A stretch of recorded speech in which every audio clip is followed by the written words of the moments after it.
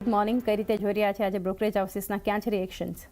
Good morning ચાને આજે પણ શરૂઆત હું સેક્ટરથી કરીશ. ઘણા બધા સેક્ટર્સ છે, પરંતુ શરૂઆત આપણે કોઈ કોમર્સ સેક્ટરથી કરશો. તો બર્ન્સટાઇન તરફથી પોઝિટિવ રિપોર્ટ છે. તેમનું કહેવું છે કે ભારતીય કન્ઝ્યુમર હવે ખરીદારી માટે એઆઈ એપનો ઉપયોગ વધુ કરી શકે છે અને ભારતીય કોઈ કોમર્સ પ્લેટફોર્મનું હવે એઆઈ તરફ અહીંયા ફોકસ વધતું જોવા મળી રહ્યું છે. આ કારણસર ઇટરનલ અને સ્વિગી બંને જ માટે આઉટ પરફોર્મ રેટિંગના રિપોર્ટ છે. ઇટરનલ માટે 370 અને સ્વિગી માટે અહીંયા 500ના પ્રતિશતના ટાર્ગેટ્સ આપણી સમક્ષ જોવા મળી રહ્યા છે. પરંતુ સામે ઇટરનલ વર્સસ સ્વિગી કરીને મેકવાઈનો રિપોર્ટ આવ્યો છે, નેગેટિવ રિપોર્ટ છે. બંને જ માટે તેઓ અહીંયા અંડર પરફોર્મ રેટિંગના રિપોર્ટ્સ આપી રહ્યા છે. તેમનું કહેવું છે કે FY30 બાદ નેટ ટેક રેટ મામલામાં ખાસ કરીને ઇટરનલની કમ્પેરિઝનમાં સ્વિગીએ 150 બેસિસ પોઈન્ટ પાછળ જોવા મળ્યું છે. પરંતુ ઝોમેટોના ફૂડ ડિલિવરી બિઝનેસને માર્કેટે લગભગ $12 થી $14 બિલિયન વેલ્યુએશન તેમને આપ્યા છે. પરંતુ ઓવરઓલ તેમના તરફથી નેગેટિવ રિપોર્ટ અહીંયા જોવા મળી રહ્યો છે. ત્યારબાદ મેટલ સેક્ટર પર નજર કરશો. સિટી તરફથી અહીંયા થોડો મિશ્ર રિપોર્ટ કહી શકાય. વેદાંતા માટે ઓવરવેટ રેટિંગનો રિપોર્ટ છે. JSW સ્ટીલ માટે તેઓ અંડરવેટ રેટિંગ આપી રહ્યા છે. અહીંયા તેમનું કહેવું છે કે સ્ટીલ કિંમતોમાં ખાસ કરીને ઉતાર ચઢાવને કારણે કરીને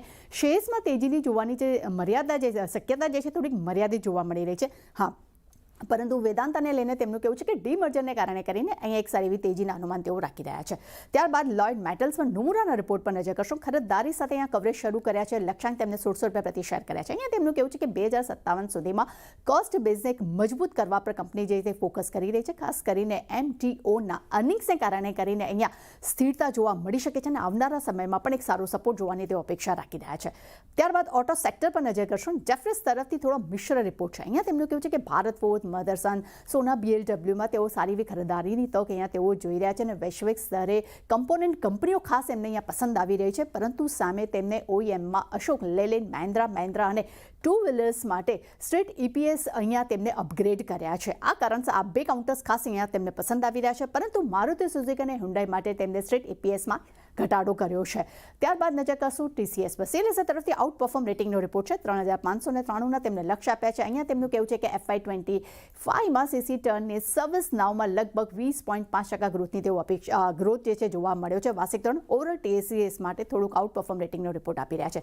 ત્યારબાદ નજર કરશું HAL પર. અહીંયા CLSA તરફથી આઉટ પરફોર્મ રેટિંગનો રિપોર્ટ છે. લક્ષ્યાંક તેમને ₹5436 પ્રતિ શેર કર્યા છે. અહીંયા તેમનું કહેવું છે કે મજબૂત પાઇપલાઇન અને 14 વર્ષના બેકલોગ અહીંયા પોઝિટિવ ટ્રિગર કરી રહ્યા છે. ખાસ કરીને ડિફેન્સ થીમની દ્રષ્ટિમાં સૌથી સસ્તો શેર તેમને HAL અત્યારે લાગી રહ્યો છે. ત્યારબાદ નજર કરશું પોલીકેપ પર. આઉટ પરફોર્મ રેટિંગ પ્રદર્શન તો દેખાડી જ રહ્યું છે, પરંતુ મોતીલાલ ઓસવાલ તરફથી પણ અહીંયા ખરીદારીની સલાહ છે. લક્ષ્યાંક તેમને ₹9600 પ્રતિ શેર કર્યા છે. અહીંયા તેમનું કહેવું છે કે માંગમાં એક મજબૂત રિકવરીની વચ્ચે 20 દિવસમાં કંપનીની જે ઇન્વેન્ટરી જે છે સામાન્ય થઈ ગઈ છે. પરંતુ 9th મંથ FY26માં અન્ય કંપનીઓ કરતાં પણ આ કંપનીનો ગ્રોથ વધુ ઝડપથી જોવાની તેઓ અપેક્ષા રાખી રહ્યા છે. અને છેલ્લે નજર કરશો પીડીલાઇટ પર.